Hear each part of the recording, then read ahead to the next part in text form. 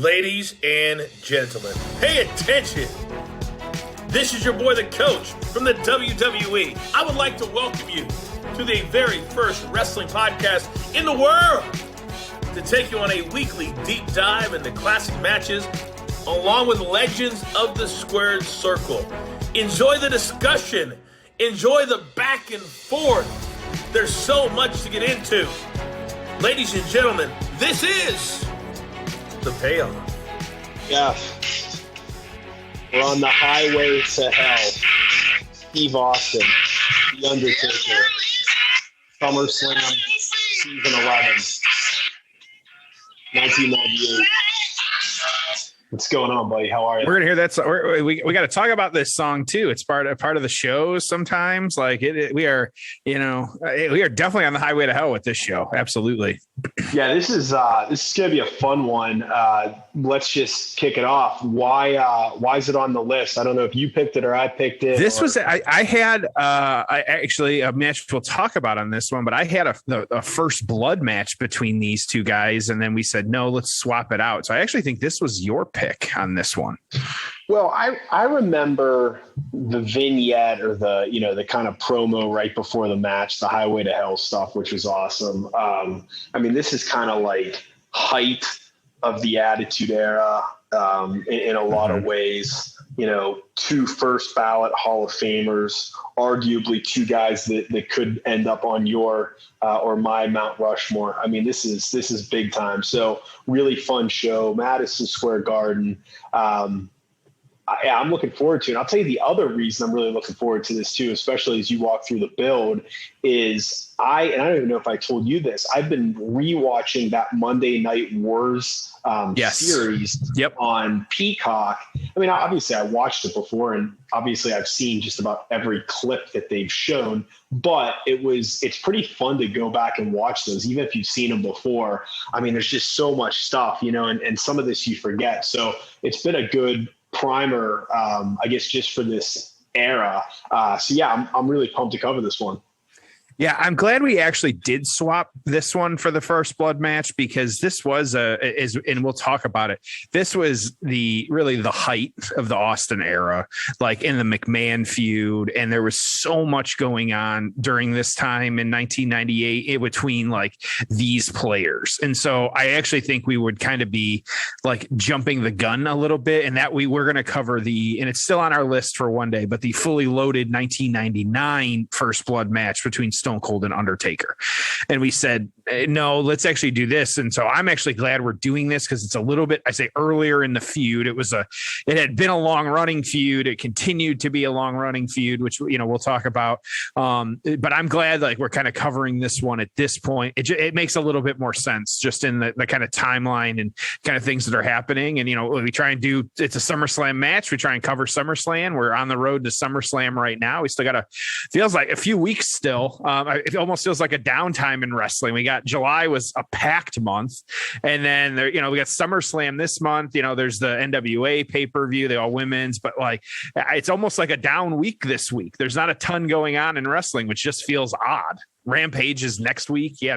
Well, at the time of recording, there's not a lot going on in wrestling, but it just seems like there's a lot of big names and big things that could be happening over the coming weeks or months in the business, which we can talk about more during the match. I was thinking of you this morning when I set out my Manscaped equipment. I'm long overdue. So I've got to probably this afternoon or this evening take care of business. But, that's the nice thing about the stuff is, I mean, in about 3 minutes, I can take care of myself for about 3 weeks. So it couldn't be any easier or faster. Well, and I have to give credit where credit's due here. My buddy Kyle, actually, he texted me like just a couple days ago, actually was like, hey, what's the code? Can I use it? I said, yeah, of course, man. Like, why wouldn't you? So that code, as we all know, it's 20% off, free shipping. The code is payoff. He said, but can you please make a joke for me too when next time you're reading the ad? I said, well, it depends on what it is. He said, and so we were going back and forth. He said, well, it's about the Olympics. I said, all right. He goes, can you just make sure to tell everyone that whether or not their balls could win a gold medal. And I said, you know what? Sure. I'll bring it up. I'll say, and so if you want gold medal balls, like, you know, with the Olympics going on, it's a big focus for everyone right now. Everyone needs to use that promo code payoff, 20% off, free shipping as well too. Like, you know, we're Tom and I say it all the time, and you guys hear it, you know, believe it. We're no bullshit about these products. Like, we like the partnership here. It's great stuff. Like, Tom, it takes 3 minutes, you know, first time might take 5, but you don't have to worry about it. They're absolutely worth it. You got the lawnmower 4.0, 3.0, weed whacker. Tom and I have invested in stuff anyways and used our own code to buy stuff. So it's definitely worth it on all that different stuff. And if you want those gold medal balls, promo code payoff at manscaped.com. So Tom. Yeah, it's 20% off everything. So that's right. Good stuff. Any other notes that we need to share? Can we get right into the build? I don't know. I don't think so. I will admit we did not because our episode last week was CM Punk and Daniel Bryan. We did not have inside info, and we recorded that one and picked that one of how much they were going to be in the news. But we can talk about that during the match. But yeah, isn't that ironic? I didn't even good timing. Yeah, I know. I was thinking about that actually the other day. I was like, damn, we did good on that. So yeah, but I say, hey man, all right, let's get into it. All right, it's time for the build. Oh, it's time for the build. All right, dude. What did I say? We're at the Garden, Madison Square Garden, August 30th, 1998. Jeff, I don't know if you have any memories of this, but I know for me, I think more often than not, Summerslam would be the night before I would start school. That sounds about right. I went to school in Michigan, so we were actually typically after Labor Day, so we had a little bit more time than that. But yes, I'm with you. It was that last kind of hurrah. Absolutely. So this was always a hard sell for me because it was like, hey, Ma, I need $40 or $30 and a hall pass to stay up until I guess 11 o'clock my time. To watch this the night before the first day of school. That's when they would have had those hard stops. Yeah. And this was in 1998. This price was $29.95. Thank you, WrestleNomics. There you go. Yeah, God, it's interesting. It's like we complain about AEW pay-per-views being $50-$60 or whatever, but over the course of the year, if you buy those 4 big mega shows, you're still in for it less than you would be for ordering all the wrestling pay-per-views during the Attitude Era. And that's just WWE. That's not even, WCW. I mean, it's just crazy. If you were a big wrestling fan back in the day, I mean, you could theoretically spend $700 or more on wrestling pay-per-views. Yep. The average price, it was $19.95 for a B show and $29.95 up until about 2001 for like an A show pay-per-view. Interesting. I mean, yeah, you could spend a lot of money on these. Mm-hmm.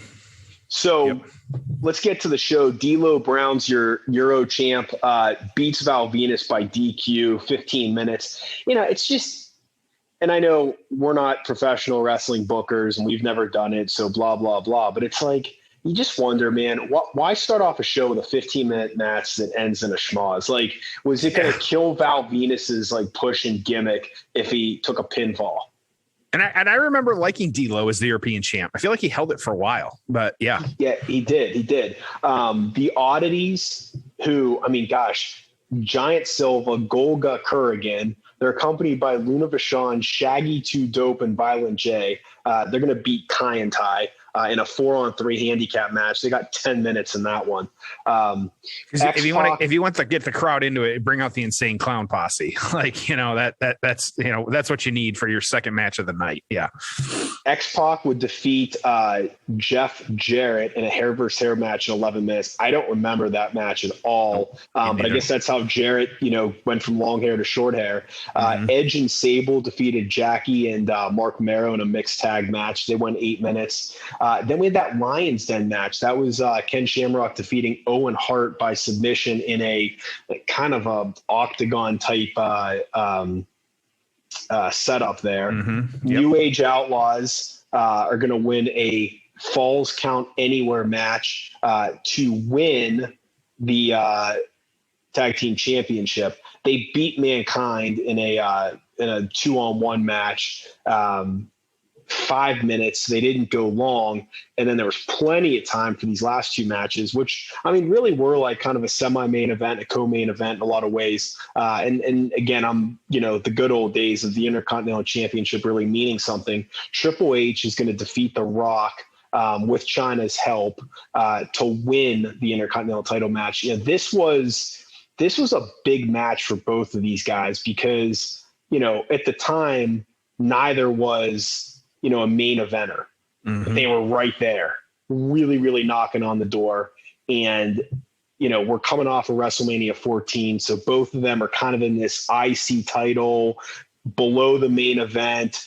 Brett's gone, Shawn's now gone. You have Austin, you have Taker, McMahon's running around. But, underneath that, these guys were not main eventers at the time. But as we discussed, this really elevated both guys. And this was a classic case of both men coming out of a match stronger. And then the main event, we have Steve Austin, who's your champion, against the Undertaker. And we're going to cover this 20-minute match. So in terms of the star ratings for this, really not much to get excited about. The highest rated match was the ladder match, the IC title match. Then this main event, Shamrock and Owen Hart did okay. Otherwise, as you can probably imagine, not the best show. And again, I think, Jeff, this is an example of how sometimes we really don't remember anything in the attitude not being perfect. So I think sometimes we forget, the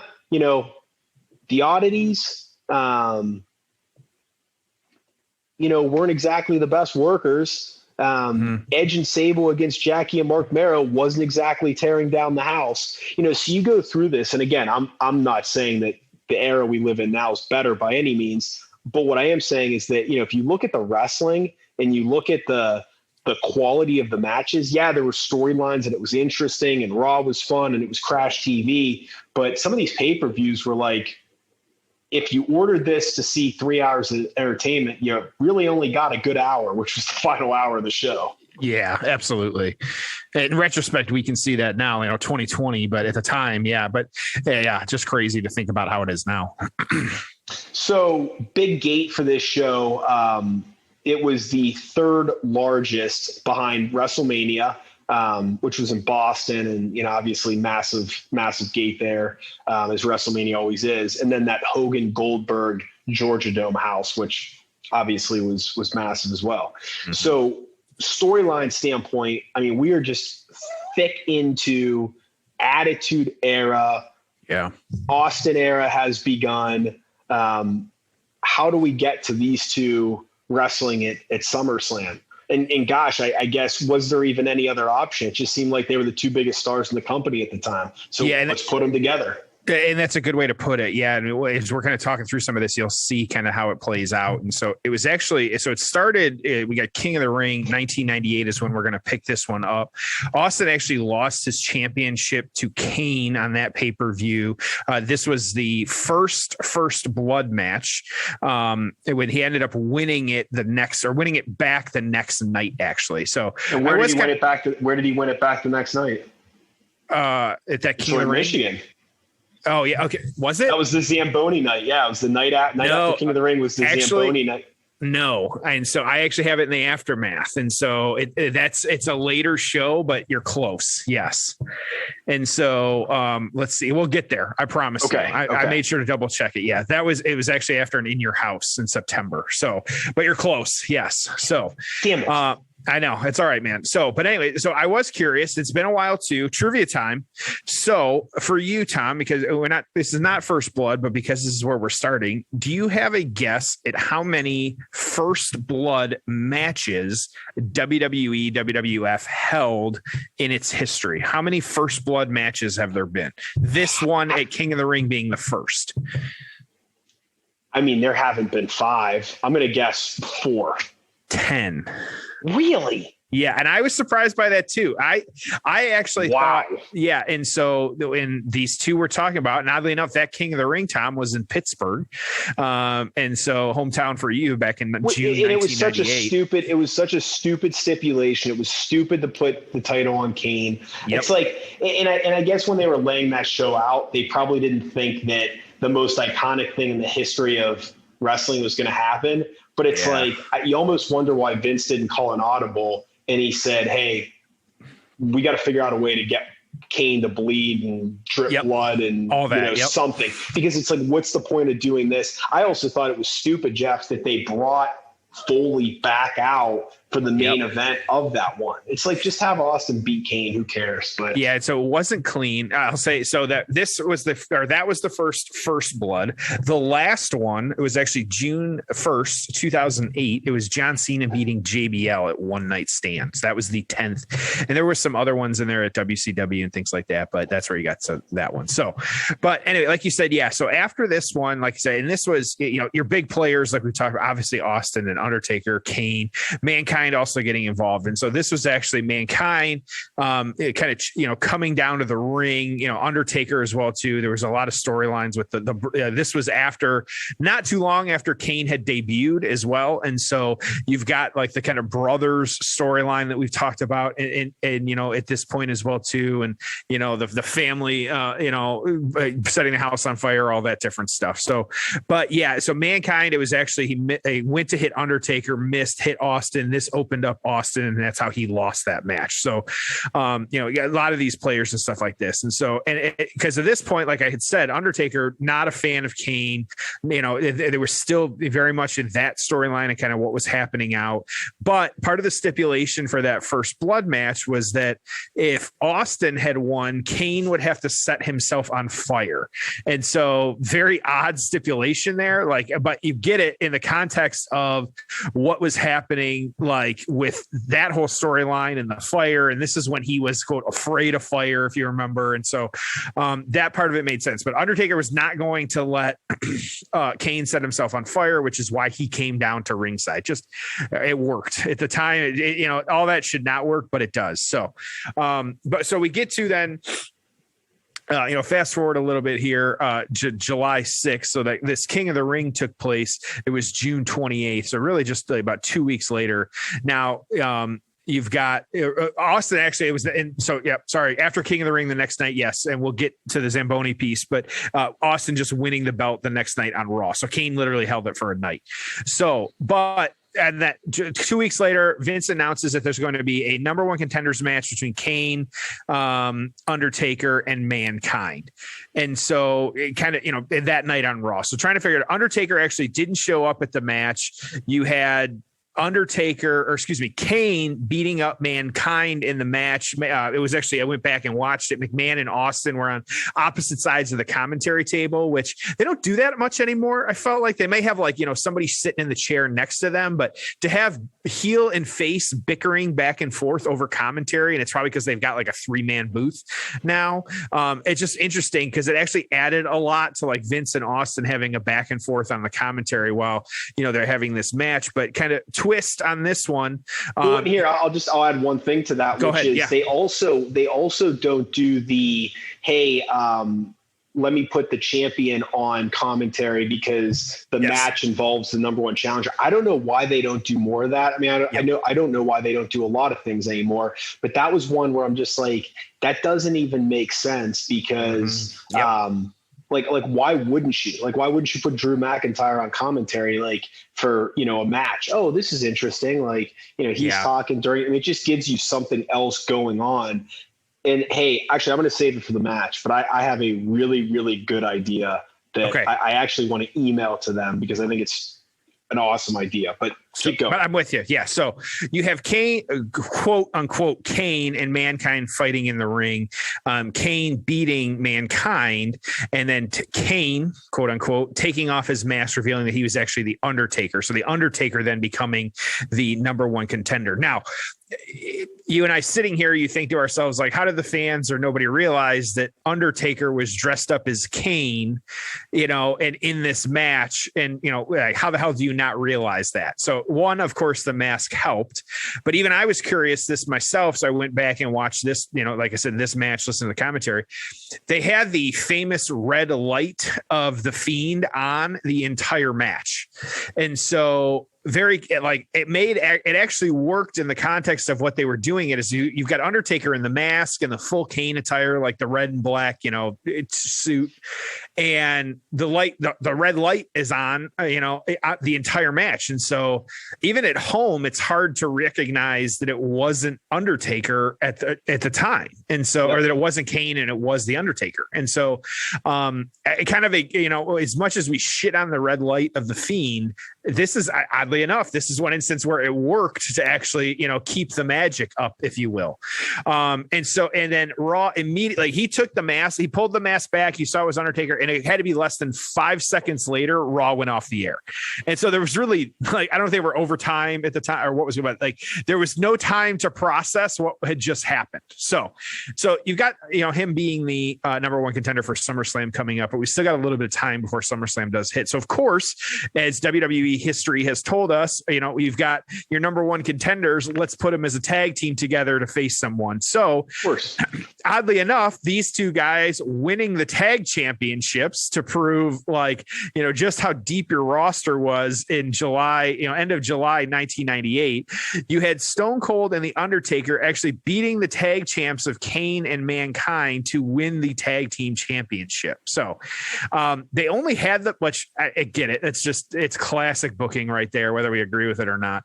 But they held the belts for maybe 2-3 weeks. And so they ended up winning them, not even July 26th, and then losing the belts back to Kane and Mankind on August 10th. And so it's like, why? And this goes back to that. Why do you hot shot it like that when you've got Austin's, double champ already? It just doesn't make a ton of sense to me, but whatever.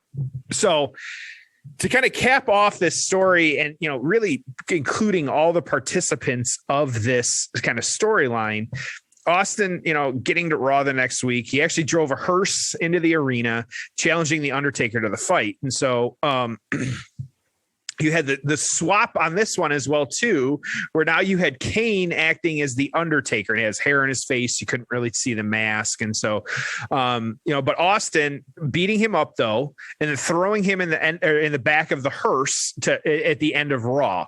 As Austin goes to get back into the hearse, the door's locked, and then the camera kind of pans, and you see the Undertaker sitting in the driver's seat, and the Undertaker drives away. And it kind of adds to this kind of uneasy alliance, if you will, that we didn't really know. Undertaker really didn't like Kane at the time, in the storyline. We really didn't know where the alliances led, and we'll talk about this in the aftermath as well too, and kind of how they were playing that out. Austin had it's your big players at this time, and so your final shot of that Raw is the Undertaker driving away in the hearse with Kane in the back of the hearse, and Austin confused as to what's going on because we're playing up where do the allegiances lie with the Undertaker, and what are you kind of going to get with this match when we get into it? So it adds that little bit of, are you going to see Kane?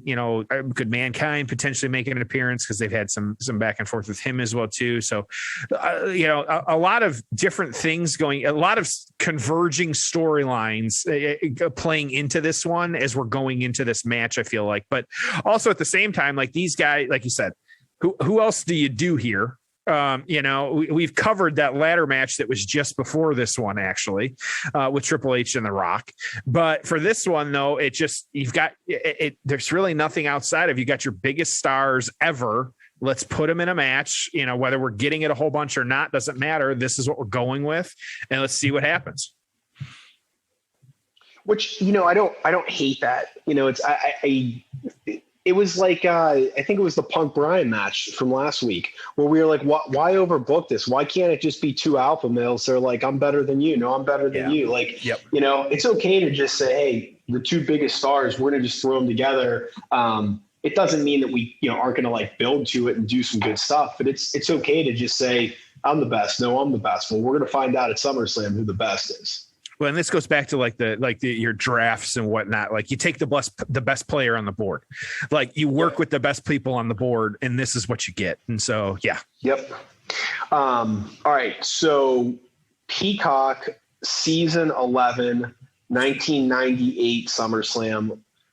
Jeff picked the timestamp. So this is the first time in Payoff history, 103 episodes in, where we're going to give you seconds to find.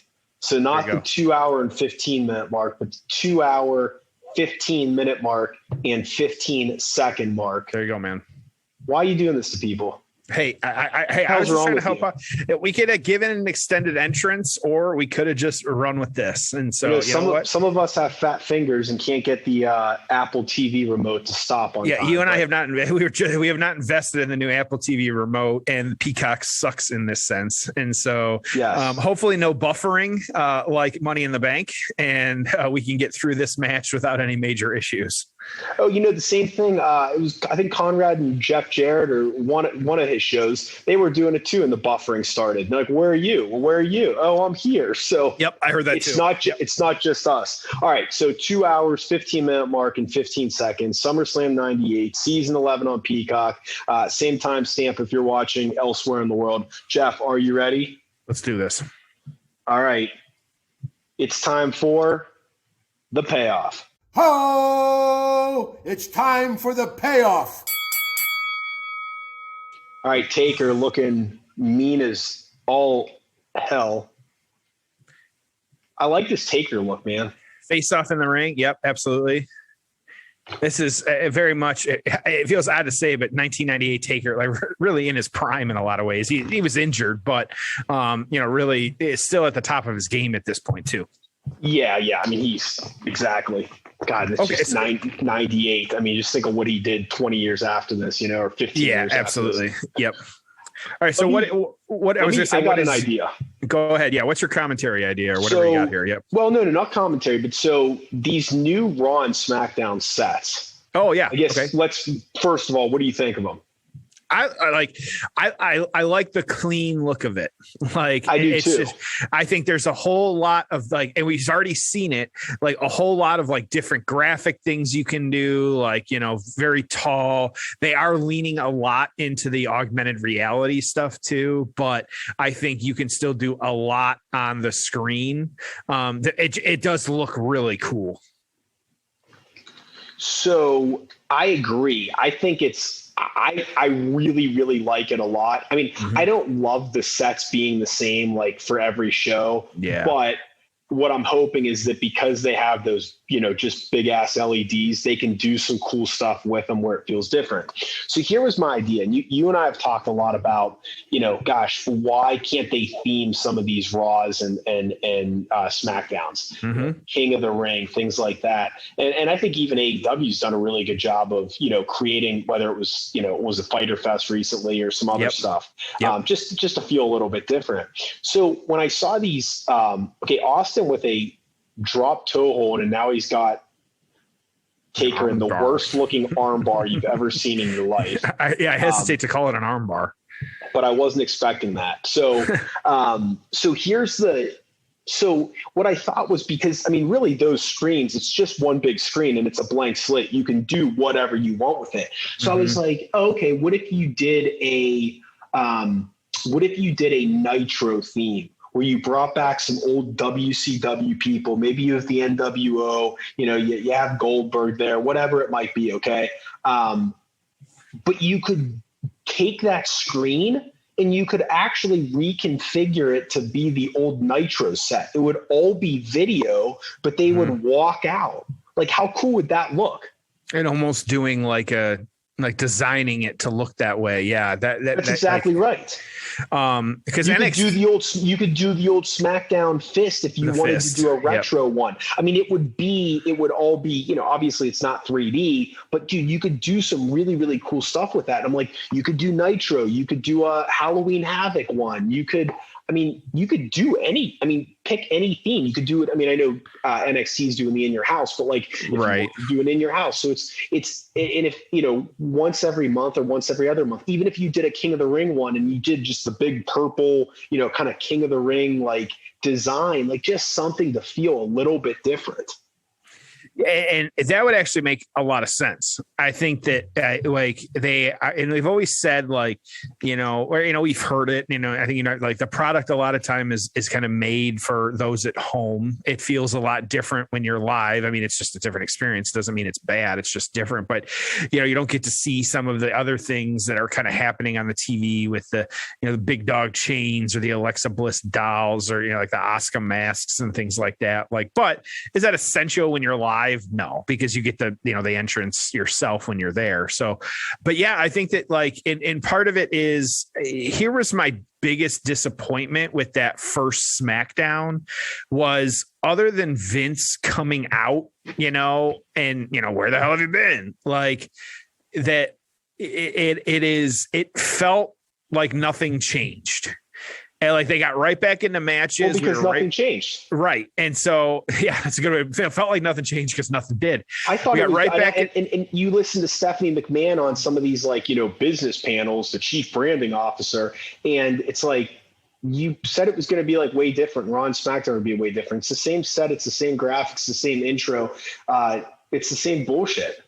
And I wonder, like, even like, and you and I had talked about it, like, before, just off the air, like, why just give it a season?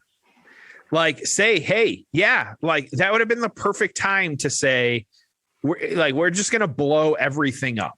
Like, and what happens is, obviously the biggest difference over that weekend was, John Cena returning, and to just an absolutely, whether some of it was piped in or not, like a absolutely gigantic pop, massive from the audience, pop. Well deserved.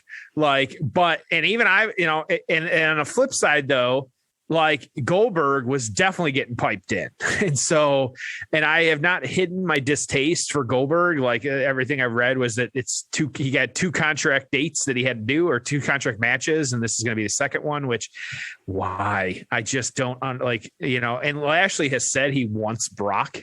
And so I will be okay if Goldberg is the stepping stone to Brock. But I'm so old. Like, I don't, and I get I'm not alone in this category. I just don't want to see Goldberg anymore. You're going to tell me you couldn't find anybody else to put Lashley against, even if the eventual end game could be Brock, like, put him up against somebody. To have him just squash Kofi like he did was really disappointing. They really are not riding high on Kofi anymore, which kind of sucks.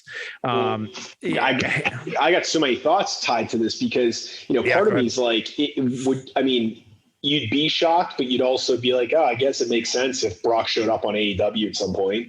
Right. He's a free agent right now. They probably tried to get Brock for SummerSlam and couldn't. I don't know if it's a money thing or creative or whatever, but they didn't get him for Vegas. Okay. So, he is absolutely a free agent, and he absolutely likes money. And I don't think he has any loyalty to anyone except maybe Paul Heyman. So who knows? But they could not get Brock, and they've just made the decision that if they're going to use Goldberg, they're going to put him in a title match, and it's a fresh matchup anytime they do it. I get it, but God, it just feels so. The problem is, it's just, Goldberg is just so limited. I mean, he's going to do a couple moves. He's going to say the same thing about you're next. He's going to have the same look. I mean, there's just no depth to the character. There's nothing. I mean, there's just nothing there. Right. Well, and they never even do an angle. Like, I mean, it's not like, Goldberg's coming back for revenge because Lashley attacked him. No, it's literally just you're next. Okay. So we got Kane just passively walking down to the ring. Great little set there too. It's very tiny. It's a small walkway, but you get the WWF like kind of logo backlit like that with the gates. Like that's just the Highway to Hell stuff. Like that's really cool. How good a shape was he in back then? Okay. Oh my God. Yeah. And he was jacked. Well, and like legit terrifying. I remember like as a kid, like this was like you had no clue, like, and that, we can't, it's harder for us to suspend the disbelief as adults, but like he was legit scary. Like, yeah, absolutely. Oh, yeah. All right, so Taker's telling him to go back to the back there right now. Well, and I totally agree with your point of like, okay, so there 2 things happen here. Either like he squashes Lashley, which then you lose all the momentum that Lashley's had over the last, few, like 6 months, however long it's been, or he like Lashley squashes him. Like they don't have a match. Like there's no, like, no, it's not going to be a technical marvel. It's just, it can't be. It's hard to imagine Goldberg losing because that means that he came in and jobbed to McIntyre and jobbed to Lashley, and that'll be his 2021. And I find that hard to believe. So he doesn't go out on his back. Yeah. Yeah. So if I had to guess somehow, and I know he has the 2 matches, but somehow I think he could end up winning. The other thing too, Jeff, is, we have another Saudi show coming at some point. And I don't know when. I don't know if it's November or whatever, but look at what they've done on every show. I mean, every show has had some combination of Goldberg, Taker, Shawn, Triple H, Lesnar. I mean, they've just blown their load every time for that. So I can't imagine that they're going to they're going to have to do something that's special or different. They're getting $50 million to put on the show. At least. Yeah. Gosh, and we can talk more about Punk and Bryan here, but it's like, assuming that they go to AEW, Lesnar being out of the picture, I'm like, how long until I think I text you this. I mean, Vince is going to be walking around with a blank check and he's going to say, hey, Shawn, hey, Austin, hey, Taker, I need something here. That's what I believe. And I could be completely wrong. I'm not pretending to be a professional wrestling journalist. I'm just saying that you look at this and you're like, okay, you got your Goldberg for a couple matches. What else is there? And I mean, it sounds like Rock, maybe Survivor Series. I'm guessing that would be to build to WrestleMania. So maybe that's enough to get you through. And then maybe you get Lesnar back for the Saudi show and you think that's enough. But I'm like, at what point do you look over at NXT, see Shawn and Triple H sitting there and go, we need something, again, assuming that, and I don't think Bryan moves the needle. I mean, I love the guy. I don't think he moves the needle as much, but I think Punk, it's like, okay, and they got Sting down there and they're, all these other guys, we got to do something here. But, but this is what brings out the best in Vince and wrestling is when there's competition. And that's why there were so many times from, 2001 to 2021 where the product has just been on autopilot because the TV money's in the bank. It's just been on autopilot. So, I think they're going to be forced to do something here. So fighting in the crowd back in the ringside, what'd you have? I have a few thoughts. Yeah, these guys just kind of fighting all over the place at this point. So, we talk about not being able to build stars, and then they bring Cena back because Cena is the star. And so I have that's my kind of hang up with that is, hey, we say, hey, we can't build new stars, but then they bring back old stars like Goldberg legitimately, and then Cena as well too. So here's part of my thing on not being able to build new stars, because literally they just don't put the rocket on people enough. Yeah. And Jeff, this goes back to Bret Hart. Okay. I mean, Bret Hart, just make him a star, have him beat Flair and hold the title for a year and a half. But they didn't. They took it off of him, and then it was the Hogan thing, and then it was Lex, and it took a year to get it back, and then he didn't hold it, and they lost the Backlund. With Austin, it was like he's a star, and Rock, he was a star. It's like even with McIntyre. I mean, do you think that they really gave him every opportunity? Yeah. I mean, they're doing it with Reigns now, and guess what? Reigns is a star. I look forward to his matches. He's an absolute bona fide star. But it's, again, Rollins, you kind of start with the guy. Owens, you start with the guy. McIntyre, Lashley, are they going to? I mean, at some point you just got to say, look, we're going to have someone hold the title for a year, and we're going to make this guy a star. And if we can't make him a star in a year, that's fine. But you can't do this start every 6 months. I mean, it's like McIntyre. Okay, so now he's on to this. Has his star now faded, and he's just another upper mid card guy like everyone else? I mean, what are you going to do with Big E in the briefcase? At some point, is he going to cash in, and then you're going to give this guy a run because he's over with the? I mean, but it's just, they've done a great job at creating stars. Okay, maybe you can even call them superstars. But what they haven't been able to do is create megastars. And it's easy to look at the roster and go, well, there is no Austin, there is no Rock. Well, we'd never know because none of them have been given the opportunity to just be the guy over a long period of time.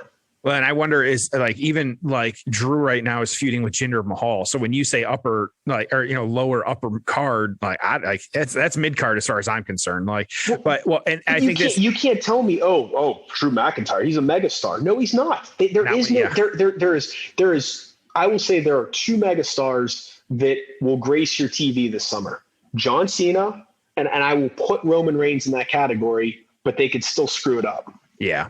Well, and Jinder Mahal started driving the motorcycle on TV, and then all of a sudden there's the motorcycle toy. So that was the whole point of that one, which I thought was comical.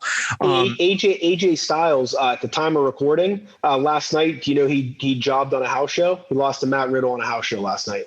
Okay, so that's another guy. There's your megastar. And what's he? Who's literally one of the best wrestlers on the planet. Like if you don't have Brian Punk, yeah. And he's 45 years old. It's not. Use him while you can. He should. I mean, he should be a megastar, but he's not. And they're using him to get over almost. Like, it just that part of it makes no sense to me. So, okay. I think you brought up an interesting point here. So yes, Mania 38, we're going to be in Arlington, Texas for this one. So what, a lot of wrestlers based out of Texas. You got, Undertaker. Hold on. This is the big spot in the match. Oh yeah. Here we go. You got Taker climbing the turnbuckle, Austin on the Spanish announce table. I mean, he leaves the monitor in, which is just insane. I think he might regret that right now. Taker on top, doing the old Shane McMahon spot, but he's going to do a leg drop. I mean, my God. And if I'm not mistaken, did Austin get knocked out cold, or was it Taker in this spot? One of them. I didn't. Yeah. If I'm not mistaken, Austin got his bell rung. Yeah, the table didn't really break right. It they just kind of shifted in off. There. Yeah. I mean, I just insane. And that was actually a leg drop. I mean, I'm like, shit, probably a splash or an elbow drop might have been even a little safer. That's just insane. So with that, we're going to Texas. You got Michaels, you got Taker, you got Austin, all of them, living based in Texas. I mean, Michaels obviously still very involved. I think he's, we saw it in Saudi Arabia, we're too old for this. Time out real quick. How much better is AEW at acknowledging people's hometown? They're going to Pittsburgh and it's Britt Baker. I just saw an ad about going to Cincy and they're pumping that Moxley's from there. WWE, what? Have they ever done that? I mean, they haven't done it in 20 years. I mean, Pop. Yep. The last time I can remember them acknowledging where anyone was from was Punk. And that was because they kind of had to with Chicago. I mean, that was 10 years ago. I mean, it's just, why don't they ever do that? Of hey, these are real people. Okay. They're not cartoon characters. They're real people. This is where they grew up. And maybe you sell a couple more tickets and you build a show around them. How hard is that? The fans and the crowd acknowledge it in Twitter, but that's it. WWE themselves, hometown, but Britt Baker, that's a big part of her story. So So who do you bring back? So pumping the shows. If you got your WrestleMania, you figure who is going to be, maybe not necessarily the main event, maybe it's the co-main event, but what superstars, we're going to couch book here. Who do you put in that role? Who do you bring back to sell tickets for that? Dude, there's no one left. Okay, I mean, Austin's not working again. It sounds like Shawn's not. It sounds like Taker's not. What do you have left? You can maybe get one or two more matches ever out of The Rock if you're lucky, and you're probably getting one more. You get Cena The Rock, yeah. No, you get Rock. You're going to get Rock Reigns. Rock's going to do the job and shake his hand afterwards, and that'll probably be the last match he ever wrestles. Okay, so there's Rock. And then, again, Austin says he doesn't want to wrestle again. They'll put Triple H back out there. They'll probably put Shane McMahon back out there. Again, Goldberg, they got his 2 matches. I mean, what else is there? And there's Lesnar. I mean, there is no one else. Right. Hulk Hogan's almost 70. Ric Flair can't wrestle. I mean, Sting, he's with AEW now. I mean, there's just, you go down the list, who is left? Yeah. I mean, can you maybe get a match out of a Kevin Nash? I mean, I don't know. Is there who, I'm being serious. Who else is out there that's a big ass name that can go out and do a match? I do love post, I say retired Kevin Nash, motherfucker loves to shoot. I will watch any interview with Kevin Nash at this point. Yeah. Funny story related to Taker in the match was because I couldn't remember what match it was, and I remembered it was WrestleMania 11. Nash was like, "Well, what are we gonna do in this match?" He goes, "I just got served divorce papers, so you're calling it in the ring, buddy." Wow. Yeah. And that was the WrestleMania 11 match. Can you believe that? It's crazy. The behind the scenes stuff. Yeah, his Broken Skulls was really good too. I don't know. Yeah. That's what. That's what. Go ahead. Yeah. Go ahead. Yeah. Yeah. Lou Thez press there. So I'll tell you, watching these Monday Night Wars, I think in a lot of ways the unsung hero, I know it's easy to be like, well, Steve Austin that turned things around. I got to tell you, and I know I'm a Shawn Michaels mark, but it's dude, him just being a huge asshole in real life and just doing shit on TV that he shouldn't have. and then Vince finally relenting and being like, all right, well, we're desperate and the ratings go up when you do shit like this. So just keep doing it. But it's like, man, to me, it's like the Attitude Era really traces back to Shawn Michaels more than anything else. And then I think it's the screw job, which creates Mr. McMahon. And then, then Austin being kind of the third part of that. But I'm telling you, I think it all really starts with Shawn and then what him and Triple H were doing. So Taker kicked out of a kind of a weak stunner. Now there's a choke slam. And Taker looks like he's setting up for the tombstone. Calling for it. Been a pretty physical match. Yeah, I mean they're out there. They're out there doing their best. Yep. You're probably not gonna get a 5-star match out of these two. Especially this is Austin post neck issue. Right. But, I mean, you're still, again, you're going to get a good enough match. All right. Taker blocking a stunner. That looked a little weird. I'm almost positive that one of these guys was knocked out cold and doesn't remember. And I should know this. I think it was Taker. I think Taker actually does not remember this, if I'm not mistaken. You gotta figure there's the sad reality is probably a lot of that. He talks about it and his stuff or the documentary. Yeah. Trivia question for you. Longest match in SummerSlam history. Oh man, good. That's a great one. This one's only about 20. I don't know. Probably was there 60? Was there an Iron Man at some point? When I tell you, you'd be like, it makes sense. Nexus versus Team WWE 2010. It was 35 minutes long. That's the really 7-on-7. Yeah. Okay. So that was the longest. But 3 minutes shorter was Bret Owen in the cage. That was 32 minutes. You got that one on the list. Taker Brett went 28. That was the year before this. Warrior Savage went 28 minutes. My God. That's the one. We got in this month. It's interesting. We got like a lot of rematches this month. And you said Bret Owen. We actually got that one coming up in a couple weeks here. So spoiler on that. Trying to go for old school. Austin kind of blocking it, ripping him down as well too here. And here we go. Big stunner. Boom. Yep. That's going to be it, huh? Slow count there, Earl. Come on. 1, 2, 3. There you go. So just really clean in the middle of the ring. I mean, he kind of hit him with a low blow, but otherwise pretty much just a clean match. That's it. And fans are happy. Yeah. I mean, Steve Austin winning a 25-minute match. They're not going to go home sad. But here you go. You got Undertaker sitting up right away, though, kind of, and I say not no selling it, but very much just they're both up on their feet already. Undertaker holding the belt. I do appreciate the guy in the back there between them with the shirt that says Goldberg sucks. And look at the sportsmanship here. Is that the smoking skull too? I can't tell. It's got to be. Hey, let me ask you a question. Is it fair to say that AEW really doesn't do too many like heels and baby faces? They're kind of more like just everyone's kind of in a gray area. Yeah, well, or like the fans, they're almost letting the fans run with what they want. Like Moxley isn't a face or a heel; he's just crazy. Yeah, like, and I've thought like since the Attitude Era, like that's just the way it should be. Like the NWO, I don't know, are there good guys, bad guys? Who gives a shit? Like and they don't talk about it a lot, but they got like Jungle Boy, who's just gotten over. Like, Kenny Omega is, yes, playing up the asshole heel role, but, so I think it's hit or miss on some guys, but I think that's actually good. Like they're letting the fans dictate what it should be or shouldn't be. You get your pop, it's like, even when fans were back and people were cheering and they shouldn't have been, there's something like a lot of that too. So you got Kane coming out as well now too, the brothers standing together. Yeah. I think it works way more than quit shoving someone down our throat. Like, hey, let's let the guy, have Jungle Boy beat Christian, let Christian do the job here, how it should be, get the number one contender spot. And, and the fans, that's how it should be. Like, it makes sense. Like, we don't want to see Christian to win it. We want to see Jungle Boy go at it. Even if he loses, at least they gave the fans what they wanted.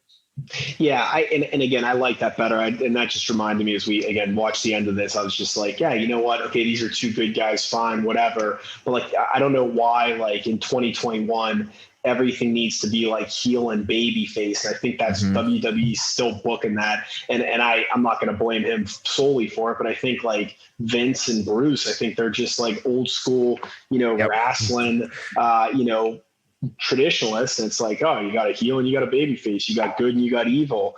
I don't like, even like, I thought Lashley was kind of like getting over, and it was like, oh no, we got to make him a heel, and like, well, why can't he just be a badass? And like, I just don't, I really just don't understand that thinking at all. Like, why not let the fans decide? So anyways, but just a thought there. So let's jump into the aftermath. Ho! It's time for the aftermath. All right, initial thoughts. Physical, pretty decent match. I say, like, knowing that, very much a stepping stone for a lot of other stuff that's going to come. And so, but I think just overall, like, it feels odd, but like, it was a SummerSlam. It was a fairly decent SummerSlam main event. It wasn't great in my opinion, but it was, pretty good. Yeah, I'm kind of the same thing as you. Wasn't a great match. I mean, it's not going to be one of your best SummerSlam matches of all time by any means. But again, good. I think that in some ways my takeaway is more of the fact that I can't believe how shitty this card was. Yeah. At a really good time in wrestling. It's just, for whatever reason, I mean, you had two matches. That's it on the second biggest show of the year, and everything else was just throwaway garbage. So there's a lot that happened after the storyline standpoint, huh? Yeah. So what do we got here? What's going on here is, like, the feud really continued between these guys, but, and of course revealed eventually that Undertaker and Kane were both working with Vince to try and get, like, the title off of Austin. We got a match. It was actually In Your House Breakdown that September between Austin, and both of them were Undertaker and Kane were not allowed to pin each other. And so it ended up with both men pinning Austin at the same time. So Austin lost the belt, but nobody winning the belt. This is then the following evening, Detroit, Michigan, my hometown, is when you get the Zamboni spot. That's right. Right. Yeah. And so this was after the belt was vacated and they pinned him. Big spot in the ring, Vince making the speech. Undertaker and Kane are there. They're worried about Austin getting back into the ring. So you have the quote, Detroit police kind of protecting him.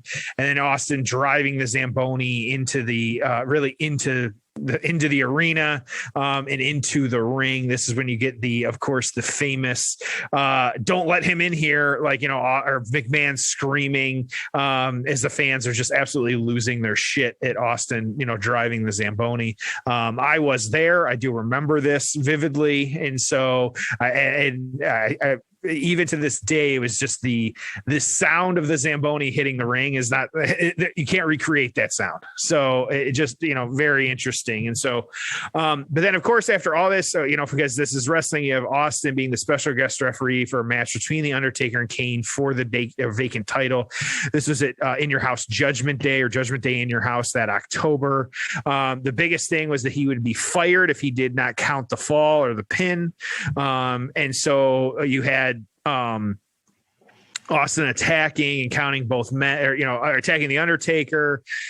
Just really at the end of this, he declared himself the championship, but of course, or champion, excuse me, and taking the championship. But McMahon firing him, and this is where, again, like, just the era of Stone Cold and his absolute, just the height of who he was.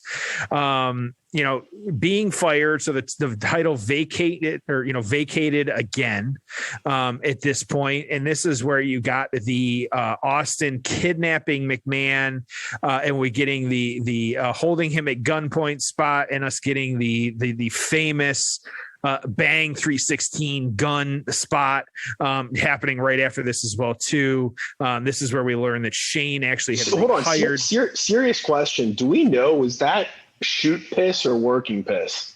To this day, we'll never know. I think that's just part of the wrestling. I don't know magic. if he's ever come out and said, or if Bruce has ever said on his podcast or anything, what they did. I really don't know. Kind of curious. That'd be a good question. Maybe for us someone to can ask tell him. us on Twitter. Yeah, tweet it. Yeah. Actually very curious. So, but then after this, so Austin kind of dealing with that.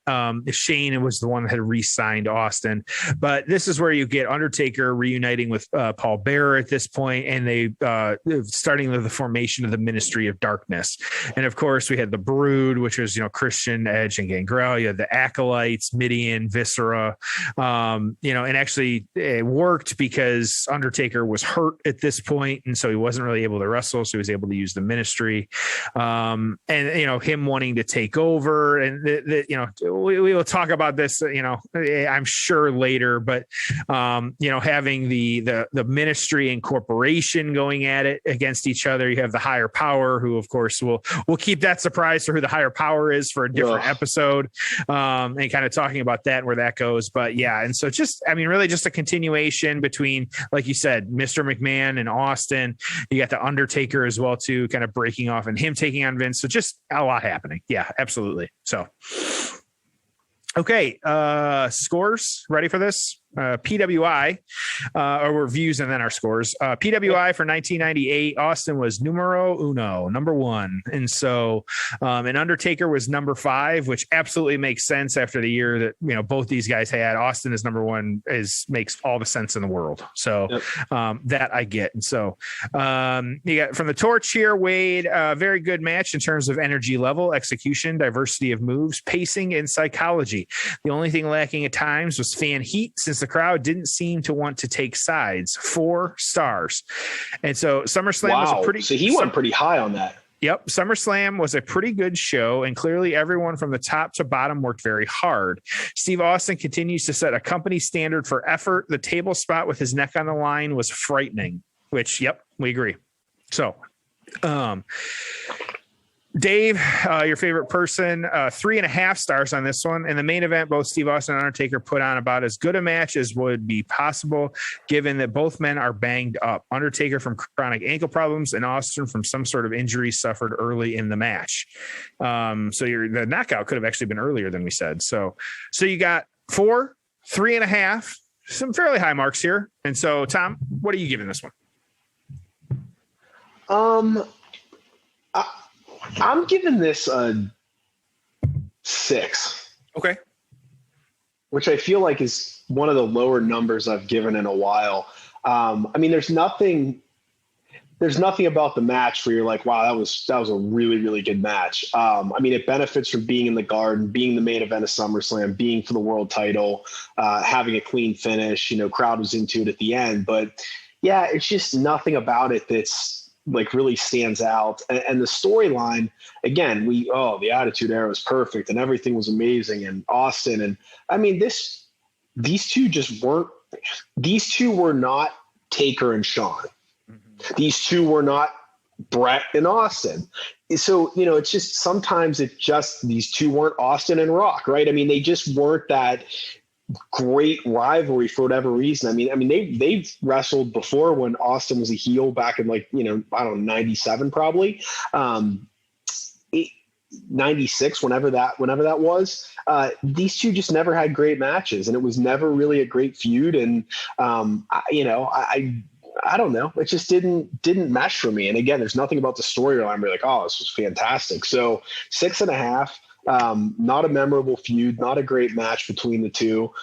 Nothing about this was really, really clicked for me. What about you?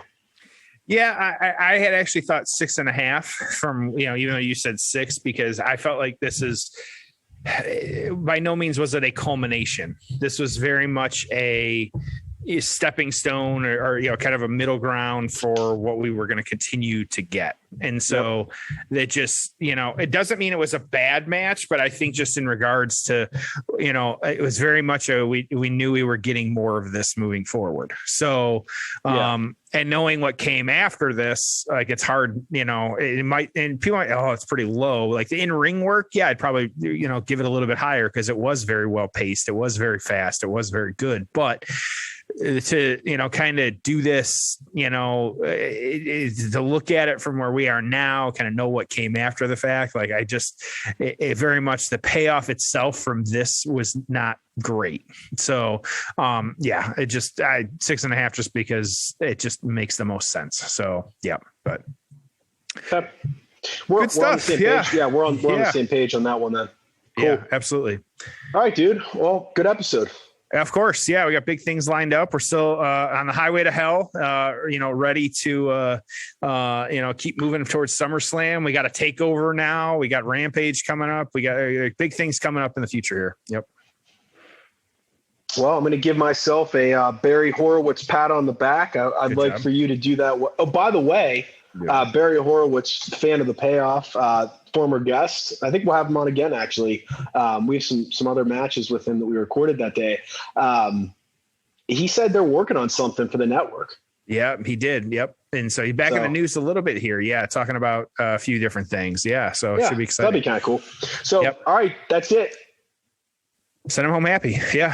We'll see you next week on an all-new episode of The Payoff.